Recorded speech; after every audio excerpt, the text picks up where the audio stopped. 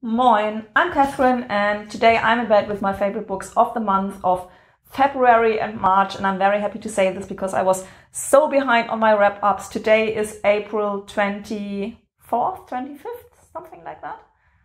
Reality check. Today is April 24th and if I'm lucky and I'm going to film my April wrap-up next week, I'm on top again, in time again. So here's the February March wrap-up.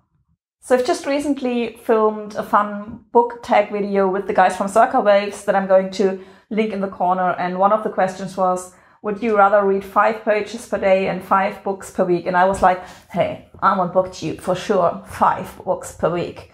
So it's a little bit embarrassing to tell you that in February I've read 9 books and in March I've read 9 books, not quite 5 per week. I think I never managed quite 5 per week, and those are mostly audiobooks and not written, so cheating a lot. Still 9 per month is it's quite a little, but things probably happened, probably a lot of wonderful sessions, so just check out the channel for all of those wonderful sessions.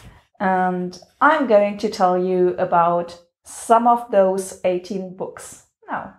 So February started out with The Rook by Daniel O'Malley, and I just filmed a Top 5 Wednesday video that will be already online when this goes online, so I'm also going to link that in the corner, where I say that Daniel O'Malley is an author that I want to read more from, because this is the first part in the Checquy series, and then I listened to the second part as an audiobook, and I'm very much looking for the next part.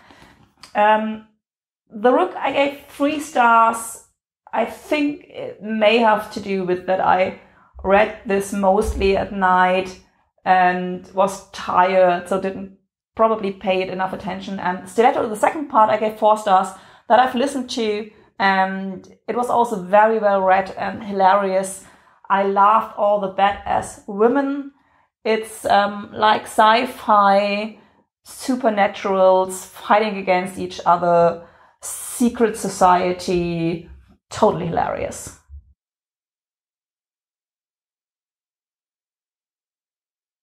Then I've read The Illegal for my book talk with Ria May, and seriously, I'm just going to link that in the corner. Everything I have to say about this novel and everything Ria May has to say about this novel, almost everything maybe we have to say about this novel, is in this wonderful, wonderful book talk. Just watch this. It's somewhere between 3 and 4 stars, and you will also get to know why in the book talk.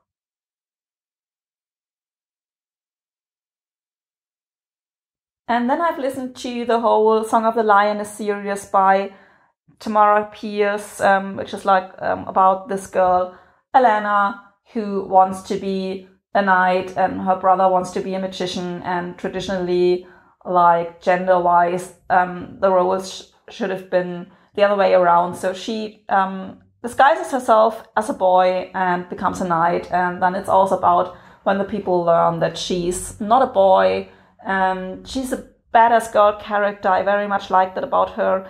In the first 2 parts, I very much like that you don't get the typical triangle love story that could have been there. And I guess that's what I didn't like that much in the third part. Those were both 4-star reads. The third part still was a 3-star read, I think. I didn't like the last part because it was just a little bit too much, like in every direction, and some parts really bothered me. But all in all, it's still a very enjoyable middle grade fantasy series. If you want to, you can stop after the first 2 parts, or you can just go through the whole series and be warned that maybe the last part isn't just quite as great as the other parts.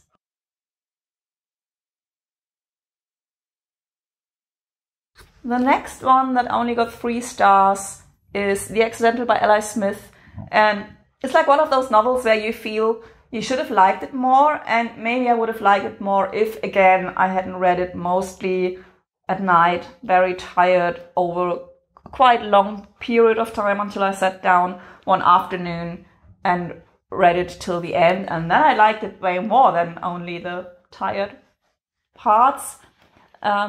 It's about this woman who comes into a holiday home of a family and just mixes up the whole family and what happens then and what it does to the several members of the family. So quite interesting. I can't tell you why it didn't grip me more. I gave it 3 stars.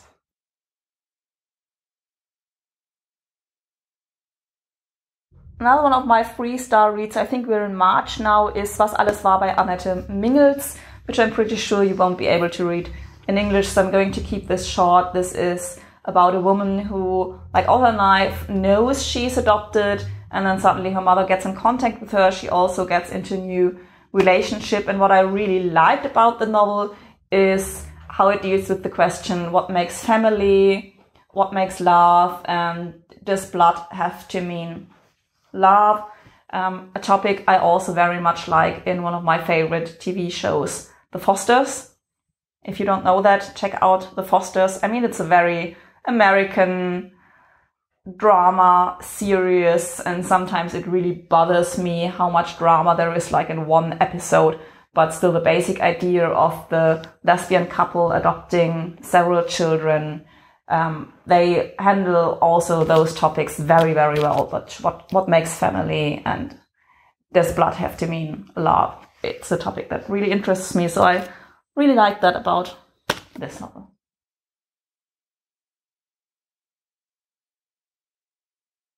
And the last one I'm going to include in this wrap-up is The Nix by Nathan Hill, and I always have to laugh a little bit when I read the title because one of my best friends' Facebook name is Nix, which in German means nothing, like colloquial. So this is like a very funny title for me, The Nix. Hi, Catherine. And I've listened to this because the Poptimist, one of my favorite booktubers, linked to channel in the corner, did a review of this. I recommend you to watch this. I'm going to link the review in the corner, and then from there on you get to his channel. He really made me very curious about the novel. And at first I was totally loving it and was totally into it, and I told a friend that there's this scene where he sits in his car and then someone comes and spits against his window, and then he describes how the spit dribbles down the window, and you would be like, too much information, disgusting, but the way he describes this is just so intriguing that you're loving it, and you're going on like, yeah, you can go on for 5 pages longer and it wouldn't still bother me.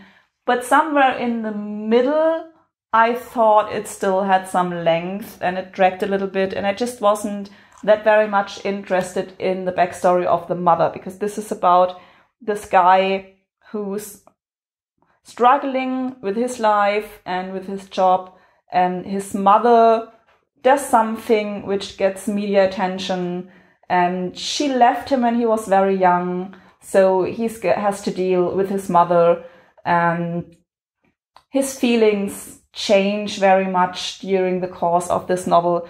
And I really like this. It just dragged a little bit for me, and really I wasn't that interested in the part about the mother, although historically it was quite interesting, but there were just some parts that bothered me and that I didn't really buy. But all in all, back to the spit part, it's excellently written, and there are a lot of those scenes where you think, yeah, go on with it. And what I also really liked about it, it has a character who's very addicted to online video games. I mean, it's called differently in the novel, but it's basically World of Warcraft. And I liked how the novel dealt with that topic too. So it's more like somewhere between 3 and 4 stars.